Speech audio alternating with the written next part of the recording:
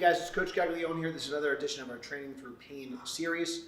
Just quick disclaimer, I am not a medical professional, I'm not a doctor. I am a strength coach. I've been involved with powerlifting and coaching for over 13 years. So this is just going to give you some experience, some things that have worked for myself and our lifters in the past.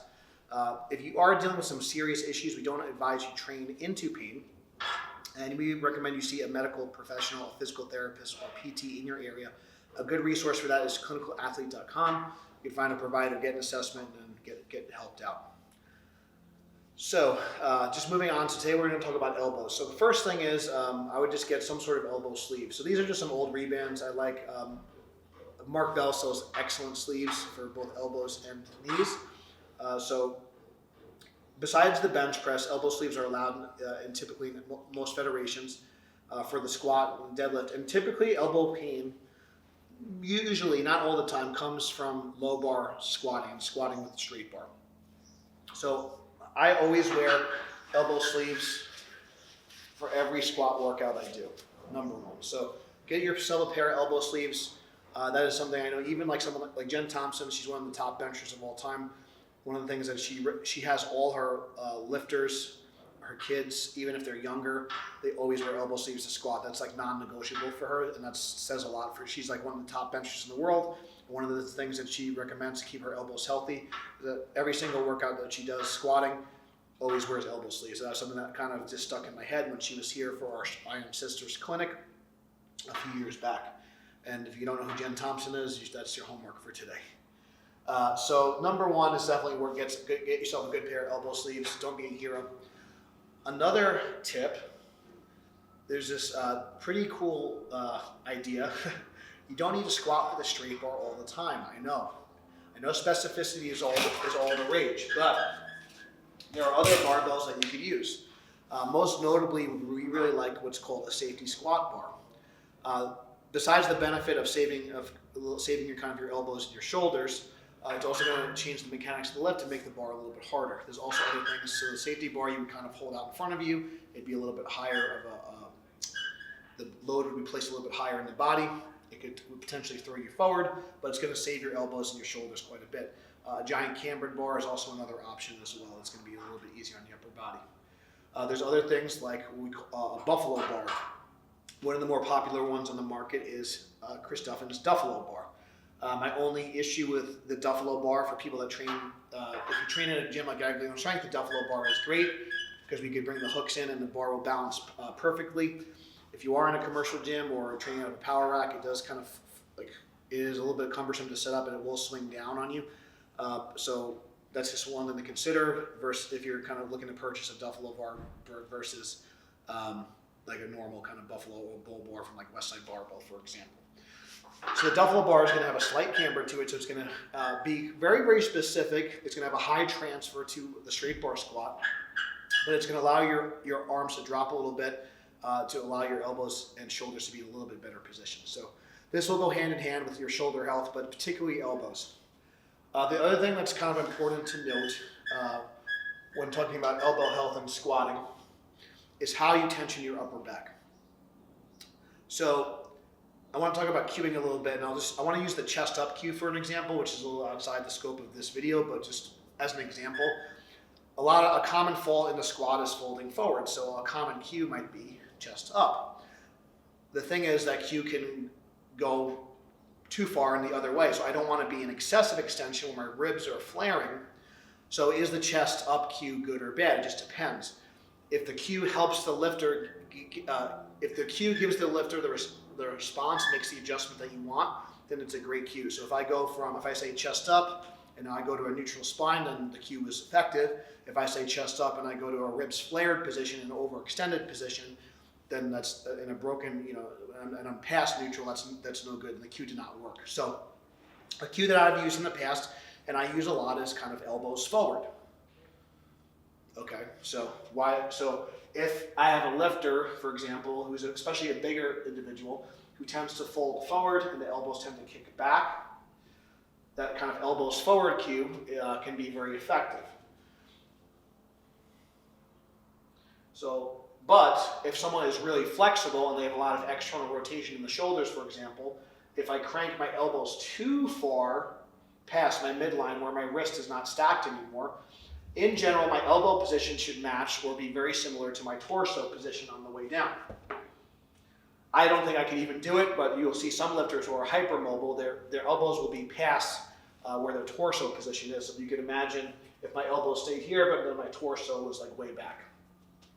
So if my torso is at a 45-degree angle, in general, my elbow should be about a 45-degree angle as well. If my elbows are up too much, usually that's going to put me in a bad position, but I also don't want to crank my elbows too far forward. It's going to create a lot of torque at the joint here, a lot of rotational forces.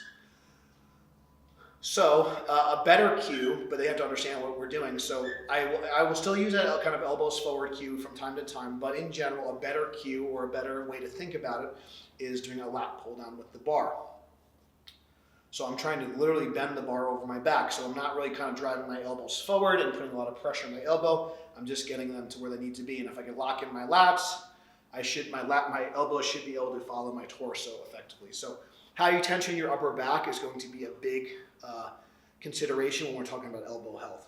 So if you're one of those lifters who really cranks their elbows forward, you're getting a lot of stability, but you're also putting a lot of force into the elbow. So consider how you tension your upper back for especially squatting. Same thing will go for benching. Another cue that is commonly overdone, tuck the elbows. I was one of these people. Actually, when I learned from my friend Vinny DeCenzo, he was one of the first people that taught me how to bench press, and I had a lot of great results learning from him, but especially when I was out of my bench shirt, I was one of those lifters who would tend to tuck my elbows too much, and my wrist and my elbow was not stacked anymore, so I was putting a lot of pressure on the joint. So like I think Mark Bell would call this kind of like the pterodactyl position. So like this like kind of pterodactyl position here, I'm over tucking, overdoing the cue. So instead of thinking about tucking the elbows, if you want now if my elbows are all the way out here and I might say tuck to somebody, that's a great cue for them. But for a lot of people, especially women and lighter males and kids, if you say tuck the elbows, they're going to kind of get their wrists are going to come back, their elbows are going to come in too much. So a better cue would be bend the bar. So I'm bending the bar this way. Bend the bar, and you can see when I bend the bar, my shoulders will naturally depress and retract and pull it down.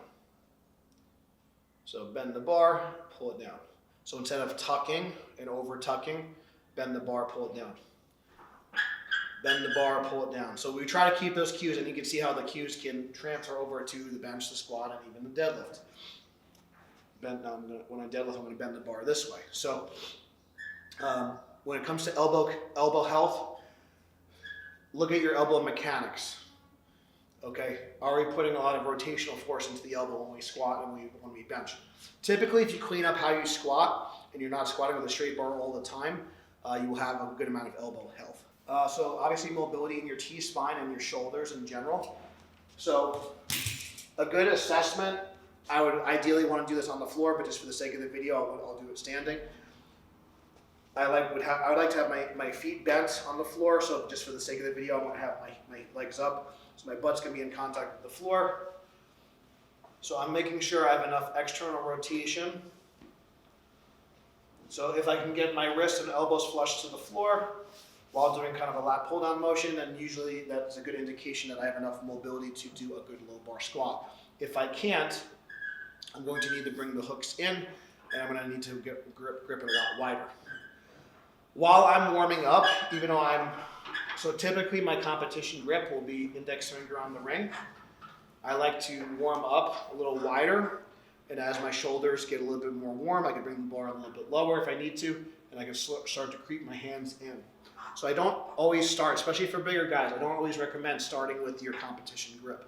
Start a little bit wider, especially if you're doing the empty barbell. You don't need to have your tension all the way dialed up, especially in your upper back. Start a little bit wider, let your shoulders warm up a little bit. That's another tip. If you're squatting, you still need to warm up and stretch your upper body. So make sure that your shoulders and your chest and the tissues in your pecs are prepared to externally rotate and get in and also extend the shoulders a bit closer to the midline. Okay. So start a little bit wider and then work your way in. You don't need to be like some of these Russian lifters that are super tight in here. Get to a position where it could be a little uncomfortable, but it shouldn't be painful. it should feel stable and strong. It shouldn't feel unstable. It shouldn't feel like the bar is getting too low in your back. So that goes into the next point: high bar, low bar, etc. Find a position on your back that you feel strong and stable, and it's not painful.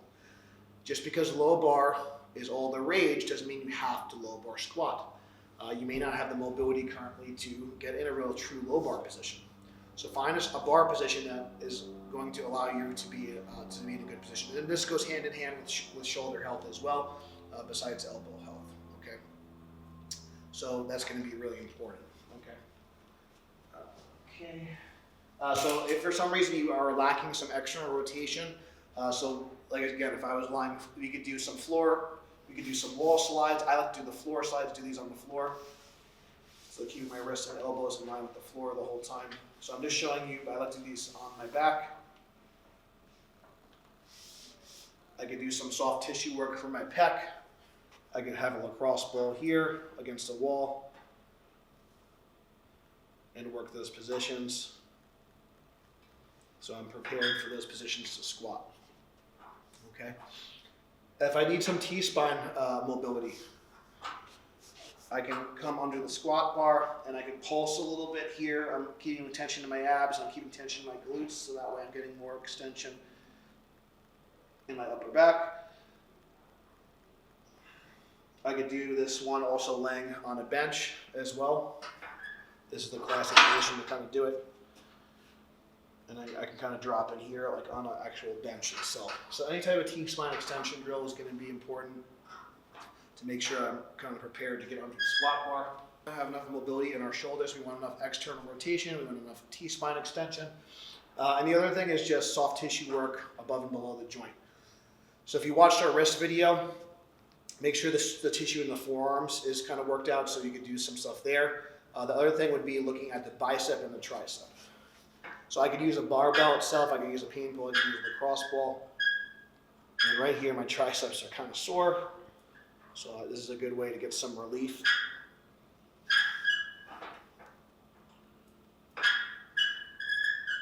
So I'm flexing and extending the joint. I could do one at a time.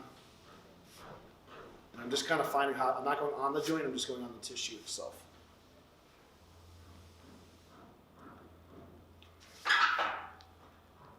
I could also kind of, roll a little bit if I want.